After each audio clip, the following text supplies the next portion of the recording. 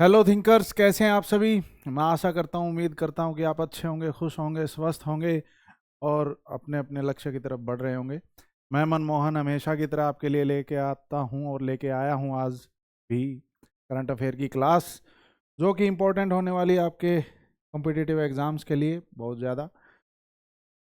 मैं 3-4 रिसोर्सेज से आपके लिए न्यूज़ कलेक्ट करके कंपाइल करके लेके आता हूँ ताकि आपका टाइम बच सके। तो डायरेक्टली इनडायरेक्टली सही, मैं आपको कहीं ना कहीं आपकी इस रेस के अंदर आपका भागीदार हूँ, मतलब आपका सहयोगी हूँ, आपके आपका हम सफ़र लगा लो एक तरीके से। तो आपका भी फ़र्ज़ बनता है कि मुझे सपोर्ट करें, जैसे मैं आपके लिए काम कर रहा हूँ। आप थोड़ा सा कष्ट ये कर सकते हैं कि अगर आप इस चैनल पर नए हैं और अभी तक आपने सब्सक्राइब नहीं किया तो सब्सक्राइब कर दीजिए और इस वीडियो को बाकी के एस्पिरेंट्स के पास भी शेयर कीजिए ताकि उनकी भी कुछ हेल्प हो सके। और अगर आपको इस क्लास की पीडीएफ चाहिए तो टेलीग्राम चैनल का लिंक नीचे डिस्क्रिप्शन में दिया हुआ है, व्हाट्सएप का लिंक भी वहाँ मिल जाएगा आपको। और भी कोई डाउट है तो जो नीचे पट्टी चल रही है उस पर व्हाट्सएप नंबर दिया हुआ है, उसके ऊपर आप डीएम कर सकते हैं। कोई भी आपका एजुकेशनल डाउट है तो हम हर मुमकिन कोशिश करेंगे आपके डाउट क्लियर करने की। पढ़ाई से लेके कोई भी आपको दुविधा, कोई भी संकट आपको परेशान कर रहा है तो हमसे कांटेक्ट करें। हम समझते हैं कि क्या क्या परेशानियां आ सकती हैं आपको। तो बात करेंगे, पहले न्यूज़ कवर कर लेते हैं। पहली न्यूज़ है कि पलक मुच्छल जो एक बॉलीवुड सिंगर हैं, प्लेबैक सिंगर रह चुकी हैं और रह चुकी क्या अभी भी हैं। कौन तुझे यूँ प्यार करेगा, वो ऐसे ऐसे काफ़ी हिट सॉन्ग्स दिए हैं उन्होंने। उनको अवार्ड मिला है कौन सा, world Guinness book of world record और लिम्का बुक ऑफ रिकॉर्ड से नवाजा गया उनको एक्सेप्शनल ह्यूमैनिटेरियन वर्क के लिए। उन्होंने लगभग 3800 हार्ट सर्जरी को जो है स्पॉन्सर किया है, मतलब फंड किया है, इनकी जो अंडर प्रिविलेज्ड चिल्ड्रन थे उनकी। बाय चांस क्वेश्चन पूछ लिया जाए कि किस बॉलीवुड सिंगर ने रिसेंटली ये लिम्का जो लिम्का बुक ऑफ रिकॉर्ड्स या फिर Guinness book of world record 2025 receive किया है, तो आप आंसर दे पाएँ, इसलिए मैंने इस चीज़ को इंक्लूड कर लिया। क्योंकि पीछे एसएससी वगैरह के एग्ज़ाम में ऐसे ऐसे क्वेश्चन पूछ लिए गए थे, ये तो फिर भी थोड़ा सा लेजिटिमेट क्वेश्चन हो सकता है। वो तो बहुत ही वाहियात किस्म के क्वेश्चन थे, तो कुछ नहीं पता आजकल आपको एलिमिनेट करने के ज़्यादा तरीके ढूंढे जाते हैं, पता नहीं वो आपको सिस्टम के अंदर लेना ही नहीं चाहती जैसे गवर्नमेंट। चलिए नेक्स्ट अगर हम पढ़ें तो साहित्य अकादमी बाल साहित्य पुरस्कार 2025 जो है अनाउंस कर दिया साहित्य अकादमी ने। इसमें जो बच्चे हैं उनके द्वारा जो लिखी हुई जो पोएम्स वगैरह लिटरेरी वर्क जो है उनको ऑनर किया जाता है, उनको अवार्ड दिया जाता है बच्चों को। तो ये जो फंक्शन हुआ था, सेरेमनी हुई थी, ये 14 नवंबर को 2025 को त्रिवेणी ऑडिटोरियम में न्यू दिल्ली में हुआ था। इसमें जो आउटस्टैंडिंग राइटर हुए हैं बच्चों में से 24 लैंग्वेज में से लिटरेचर के, उनको अवार्ड दिया गया। वैसे तो मैंने लगभग हर लैंग्वेज के हर बुक को और हर विनर को यहाँ मेंशन किया है, लेकिन आप ध्यान दें कि पहली बात तो सारे याद करने की ज़रूरत नहीं है। जो नॉर्थ ईस्टर्न स्टेट है या फिर ट्राइबल जो जितनी भी लैंग्वेज हैं उनका थोड़ा सा ध्यान रखें, जैसे बोडो है, डोगरी है, ठीक है। इसके अलावा आप देख सकते हैं कि कश्मीरी का भी याद रख सकते हैं, कोंकणी का भी याद सकते हैं, मैथिली का भी याद रख सकते हैं आप। और इसके अलावा मणिपुरी, संथली, इन चीज़ों का आप याद रख सकते हैं क्योंकि ये ज़्यादा चांसेस है कि आपसे पूछा जा सकता है। तो वर्ड बाय वर्ड अगर मैं कवर करवाऊंगा तो शायद बहुत ज़्यादा आपको टाइम भी लग जाएगा और इसमें एक्सप्लेन करने जैसी कोई बात है नहीं। इसलिए मैं कहता हूँ या तो इस वीडियो को सेव करके रखिए ताकि एग्ज़ाम से 1 या 2 दिन पहले आपकी अलग से एक प्लेलिस्ट बन रखी हो कि जिसमें भी हाँ 1-2 दिन पहले हम जो ये पूरा डेटाबेस जो क्वेश्चंस हैं उनको एक बार रिवाइज कर जाएंगे ताकि एग्ज़ाम में याद रह जाए। या फिर आप इनको कहीं नोट डाउन कर लीजिए। नोट डाउन करने के लिए आप इसको पॉज करके वीडियो को देख सकते हैं। मैं स्लाइड कर देता हूँ, ठीक है, और पॉज करके आप नोट डाउन कर सकते हैं। और इसके अलावा एक तरीका और ये भी है जो मैंने आपको बताया कि इसकी पीडीएफ जो है वो हमारे टेलीग्राम चैनल के ऊपर आपको मिल जाएगी, जो कि त्यों वहाँ से आप डाउनलोड कर सकते हैं। उस चैनल को आप फॉलो कीजिए। ये सारी जो लिस्ट है ये आपके पास होनी चाहिए, अगर होगी तो अच्छी बात है, वरना हो सकता है कि इसमें से कोई एक क्वेश्चन अटक गया एग्ज़ाम के अंदर और आप उसके अंदर अटक गए तो आपका सिलेक्शन अटक जाएगा। तो इतना अटकने की बजाय ये लिस्ट को आप अपने नोट्स के अंदर अटका लीजिए बस। ठीक है, अटका पटकी। नेक्स्ट न्यूज़ पे चलते हैं। इंडिया स्किल रिपोर्ट के तहत जो कि 2026 में रिलीज हुई है, काफ़ी सारी जो बॉडीज़ हैं जैसे CII है ये आपकी आपको रिपोर्ट इसकी प्रिपेयर करती है। ETS वगैरह जो एक सर्वे कंडक्ट करवाती है, जो असेसमेंट करती है कि क्या एम्प्लॉयबिलिटी चल रही है, क्या क्या एम्प्लॉयबल रेट चल रहा है। All India council for teacher technical education हो गया, एसोसिएशन फॉर इंडियन यूनिवर्सिटी हो गया, और टैक्ट जो है ये ऑनलाइन प्लेटफॉर्म है, पोर्टल है जिसके ऊपर डाटा मिल जाता है आपका एम्प्लॉयज़ का। तो इन सब ने मिलके ये जो है एक एनुअल नेशन वाइड असेसमेंट किया है, चाहे वो ग्रेजुएट्स हो, चाहे एम्प्लॉयर्स हो या स्टूडेंट्स हो उनसे, और एक रिपोर्ट जारी की है 2026 की कि हमारा जो एम्प्लॉयबिलिटी रेट है इंडिया का वो राइज हुआ है 56.35% हो गया है, जो पहले 54.81% था। ठीक है, ये एक तरीके से ये बता रहा है कि यूथ जो है जॉब रेडी है, और कहीं ना कहीं वो उनको एक्वायर भी किया जा रहा है, उनको नौकरी मिल रही है कहीं ना किसी सेक्टर में। ऐसा नहीं है कि ये गवर्नमेंट सेक्टर की चीज़ें हैं, ये गिग इकोनॉमी भी इसके अंदर शामिल है। गिग इकोनॉमी और गिग वर्कर क्या होता है? ऐसी इकोनॉमी जो अनरेगुलराइज्ड और एक तरीके से कोई भी फुल टाइम काम नहीं होता, वो कोई मतलब टेंडर वालों के थ्रू वर्कर उठा लिए बल्क में, कोई छोटा मोटा काम है, 4 दिन का काम है, 5 दिन का काम है, तो ऐसे भी इनके अंदर शामिल है। पहली बार पता लगा है कि वीमेंस जो है सरपास कर गई हैं मैन से एम्प्लॉयबिलिटी के अंदर। वीमेन एम्पावरमेंट का यहाँ अच्छा खूबसूरत जो प्रदर्शन देखने को मिल रहा है। वीमेंस 54% एम्प्लॉयबिलिटी रेट में है, और मैन जो है 51.5% रेट में आपको देखने को मिलेंगे। पहली बार ये दशकों सदियों में हुआ होगा।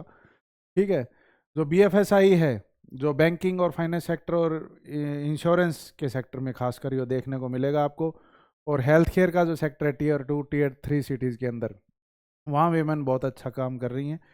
इसके बाद आ जाते हैं टेक और AI जो है कोर इंडस्ट्रीज़ हैं, जहाँ पे जिन्होंने बहुत ज़्यादा कंज्यूम किया है वर्कर्स को। कंप्यूटर साइंस की अगर बात करें तो 80% है, IT इंजीनियर 78% है। एक तरीके से यहाँ जो AI के अंदर और डेटा एनालिटिक्स के अंदर, ऑटोमेशन के अंदर, क्लाउड साइबर सिक्योरिटी के अंदर जो भी माहिर है, जो भी स्किलफुल आदमी है, उनको यहाँ जॉब मिली है। पहली बार ये ट्रेंड देखने को मिला है कि डिग्रीज को थोड़ा सा नेगलेक्ट कर दिया, या फिर इतना महत्व ना देके स्किल्स को महत्व दिया है, और भी जो माइक्रो क्रेडेंशियल्स हैं उनको ज़्यादा प्रेफरेंस दी गई है, ताकि आफ्टरऑल जो काम है, जो जॉब है, वो फ्रूटफुल हो सके। एक वर्कर अपना एक डिस्पेंसेबल मतलब नेचर हो उसका, कि जॉब को अच्छे तरीके से कर पाए, और जो प्रैक्टिकल रूप से काम हो सके। ऐसा नहीं कि कागज छेतन वाले बंदे चाहिए उनने।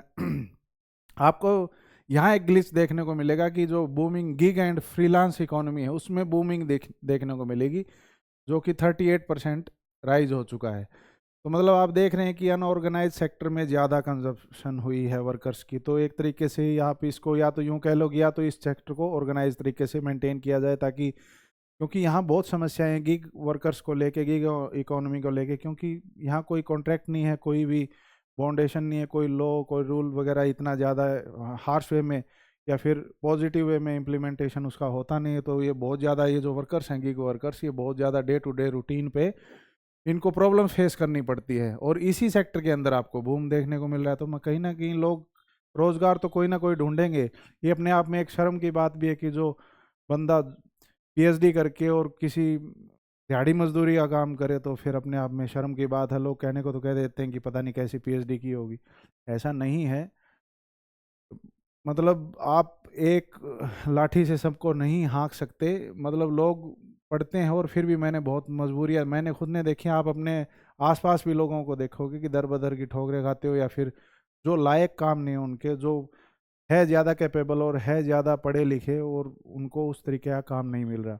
अगर वो छोटे सेक्टर में जाएंगे, तो जो छोटे सेक्टर के लायक है वो कहाँ पे जाएंगे फिर? वो फिर क्राइम और वो सारी चीज़ें, ऐसे ऐसी चीज़ों में पीछे आपने देखा भी कि बड़ा एक कॉन्ट्राडिक्टरी मतलब एक सिनेरियो देखने को मिला कि पीछे दिल्ली में जितने बॉम्ब ब्लास्ट हुए उसमें वाइट कॉलर टेररिज्म देखने को मिला। एक नई जो टर्म निकल के आई, वाइट कॉलर टेररिज्म, मतलब PhD किए हुए लोग, इवन मेडिकल कॉलेज के अंदर जो प्रोफेसर लगी हुई थी लेडी, जो तो वो भी इन्वॉल्व थी, और काफ़ी सारे डॉक्टर्स और इंजीनियर्स इसके अंदर इन्वॉल्व थे। कई बार इंसान की सेंटिमेंट्स जो है हर्ट हो जाते हैं, या फिर जो आसपास का जो सर्कल होता है वो उसको कानाफूसी करके उसको नेगेटिवली मोटिवेट कर देता है किसी चीज़ के अगेंस्ट। तो कई बार ये चीज़ें देखने को मिल जाती हैं। ये ज़रूरी नहीं कि आपको टेररिज्म के अंदर ही देखने को मिलेगी, आपके आसपास भी लोग जो पढ़े लिखे वैसे मिलेंगे, लेकिन उनके डायलॉग और उनके एक्शन से पता लगेगा कि ये कहीं ना कहीं और से मोटिवेटेड है। ठीक है। तो हो जाता है ऐसे भी। इन चीज़ों को टैप करना बहुत ज़्यादा ज़रूरी है। स्ट्रीम्स एंड वोकेशनल पाथवे की अगर बात करें तो अलग अलग स्ट्रीम में कौन कौन से कितने परसेंट एम्प्लॉयबिलिटी रेट देखने को मिला है। कॉमर्स के जो बच्चे हैं वो सबसे ऊपर चल रहे हैं अभी 62.8 पर 81% जो है, 55% था, उससे बढ़ के 62% हो गया है। और मेनली इसका जो फिनटेक है, जो फाइनेंस वगैरह की कंपनीज हैं उसके अंदर, और बैंकिंग और फाइनेंशियल सर्विस और इंश्योरेंस के अंदर आपको देखने को मिलेगा। ऑब्वियसली कॉमर्स वाले और कहाँ जाएंगे। साइंस के अंदर 61%, आर्ट के अंदर 55% आपको देखने को मिलेगा। डिजिटल एंड इंटरडिसिप्लिनरी रोल के अंदर आपको देखने को मिलेगी इनकी जॉब्स। आईटीआई आपका 45% है, उसके बाद पॉलिटेक वाले 32 पे स्टैंड कर रहे हैं। और यही वो बच्चे हैं आईटीआई पॉलिटेक वाले जिसको आत्मनिर्भर भारत और एक स्किलफुल जो सबसे यंगेस्ट भीड़ है वो मैं इनको कह सकता हूँ।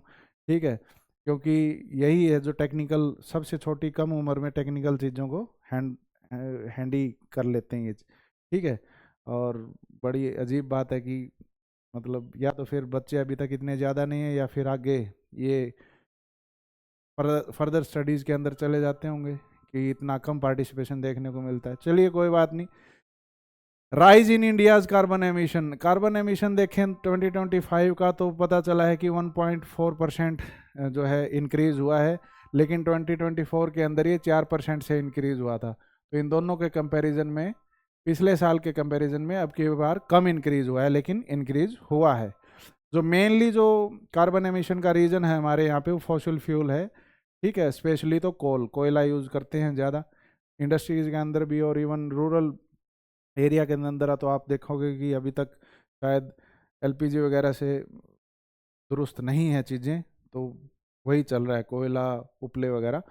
ठीक है, और इसी के साथ हम ग्लोबल लेवल पे तीसरे नंबर पे आ जाते हैं कार्बन एमिशन के अंदर। पहले और दूसरे नंबर पे चाइना और यूएसए है, उसके बाद हमारा नंबर है। ठीक है, एआई बेस्ड अगर लॉकिंग मॉनिटरिंग सिस्टम कॉल्ड दृष्टि, AI based locking monitoring system called दृष्टि, ये इंडियन रेलवे ने एक इनिशिएटिव लिया है। जो फ्रेट है ट्रेन की, जो मालगाड़ी जिसको बोलते हैं, उसका डब्बे कई बार दरवाजे दरवाजे खोल के और चोरी वगैरह हो जाती है, तो उसको मॉनिटर करने के लिए जो है, उसको डिटेक्ट करने के लिए ये दृष्टि सिस्टम लागू किया गया है। और ये इनिशिएटिव है जो डेवलप किया है किसने, नॉर्थ ईस्ट फ्रंटियर रेलवे ने और आईआईटी गुवाहाटी ने मिलके ये बनाया। अगर पूछ लिया जाए तो दृष्टि क्या है, तो कई बार आपको ऑप्शन में दे दिया जाएगा कि कुछ एस्ट्रोनॉमिकल कुछ प्रोजेक्ट है, या फिर आपको बोल दिया जाए स्पेस का, मतलब एस्ट्रोनॉमिकल स्पेस का प्रोजेक्ट है, या फिर रेलवे का प्रोजेक्ट जो कि एक राइट आंसर है उसमें आपको दे दिया जाए, या फिर कुछ और एक दो चीज़ आपको दे दी जाए। तो आपको पता होना चाहिए कि दृष्टि जो इनिशिएटिव हो किस सेक्टर के अंदर किसके द्वारा लिया गया है। ठीक है, Garuda air exercise, Garuda air exercise जो है फ्रांस और इंडिया की एक ज्वाइंट एक्सरसाइज है। तो इंडियन एयरफोर्स जो कॉन्टीजेंट है वो फ्रांस पहुंच चुका है। और इस एक्सरसाइज की अगर बात करें तो एक बायलैटरल एयर एक्सरसाइज, इसमें दो देश शामिल होते हैं, उसे बायलैटरल बोलते हैं। जिसमें दो से ज़्यादा होते हैं उसमें मल्टीलेटरल बोलते हैं। ठीक है, तो इसमें क्या होगा, ऑब्वियस सी बात है, साथ में प्रैक्टिस होगी, इंटरपर्सनल स्किल्स जो है, मैन्यूवर्स वगैरह, फ्लाइट की जो स्किल्स हैं वो शेयर होंगी आपस में।